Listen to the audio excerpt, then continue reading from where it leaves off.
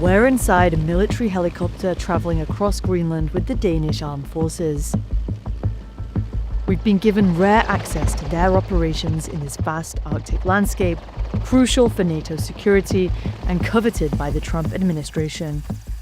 We need Greenland for national security and even international security. Denmark hasn't done a good job at keeping Greenland safe. Caught between its NATO ally and Russian aggression, Denmark is rapidly militarizing. If you want to have your country to be defended, then you need to do something about it. But protecting it is an almost impossible task. This Danish warship is sailing in the iceberg-infested fjords of southern Greenland.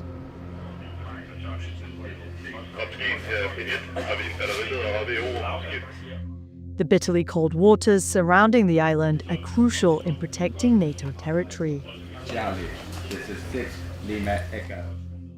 That's because Greenland is positioned next to a pinch point, protecting the North Atlantic from Russian warships and submarines.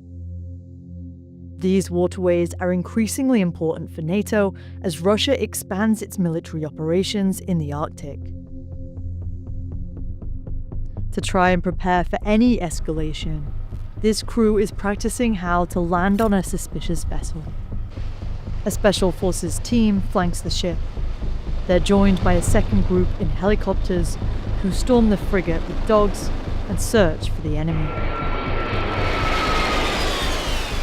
This is Denmark's largest ever military exercise on Greenland. It is my task to protect the northern part of the kingdom, to protect Greenland and the Faroe Island. And that is what we're doing up here. And it is to show our allies and also Russia that we are able and capable of protecting the kingdom.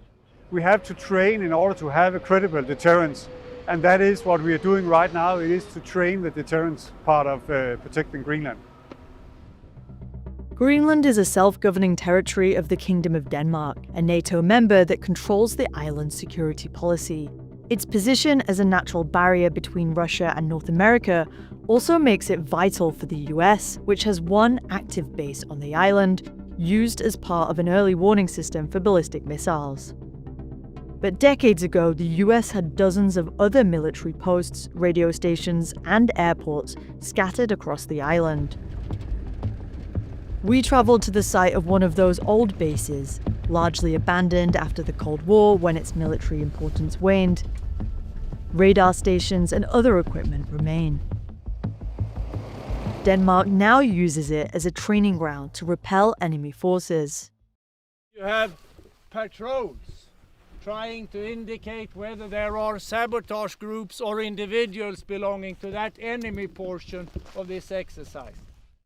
These Swedish troops are working with Denmark and Norway to train for a simulated attack on a nearby airbase. Det vi vet om fienden är att fientliga divisionsförband finns i området söder och öster om oss.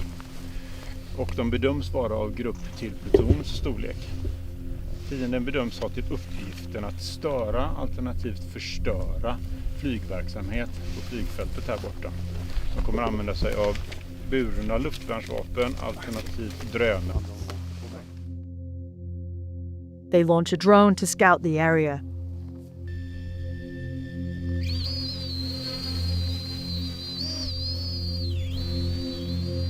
This is the normal camera to see the heat. The vast landscape leaves nowhere for either side to hide. Where there's no vegetation, it's going to be really hard for you to make movement, especially with a drone following you. The open terrain means a land invasion of Greenland would be incredibly difficult. Instead, in a conflict, Danish officials say they'd expect attacks on its critical infrastructure. They're using former US barracks to train for that possibility.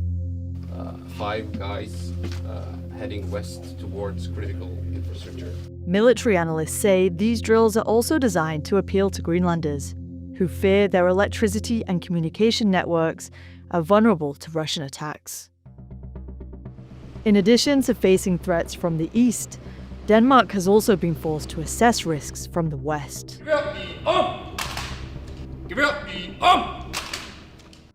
President Trump has not ruled out the use of military force to achieve his goal of taking over Greenland. Do you have a plan for that scenario? We have a plan for protecting Greenland. According to military analysts, if the US wanted to take over Greenland with force, it could. Instead, it's pushing Denmark to spend more on defense. So far, it's working. This year, Denmark launched a defense package worth $1.9 billion. And some Danish officials say that this show of force is in part a message to the US that they're taking Greenland's security seriously to protect against any Russian threats. Russia acts differently than they did 5 years ago.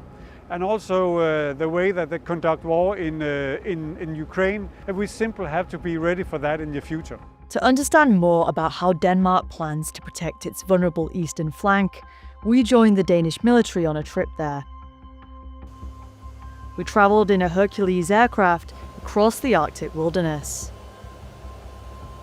This is one of the most remote military bases in the world, and is critical to support teams surveilling suspicious activity in the east. One of their only options to traverse hundreds of miles of terrain is to use dog sled teams. They are watching the area to see if anything has changed, just to be aware of how it looks. Vulnerable communications, little to no infrastructure, as well as extreme distances between settlements, makes the region incredibly challenging to monitor.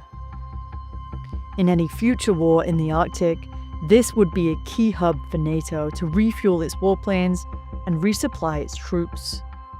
But for now, as tensions heat up, it's up to just 3 military personnel and 3 dogs to protect this crucial base.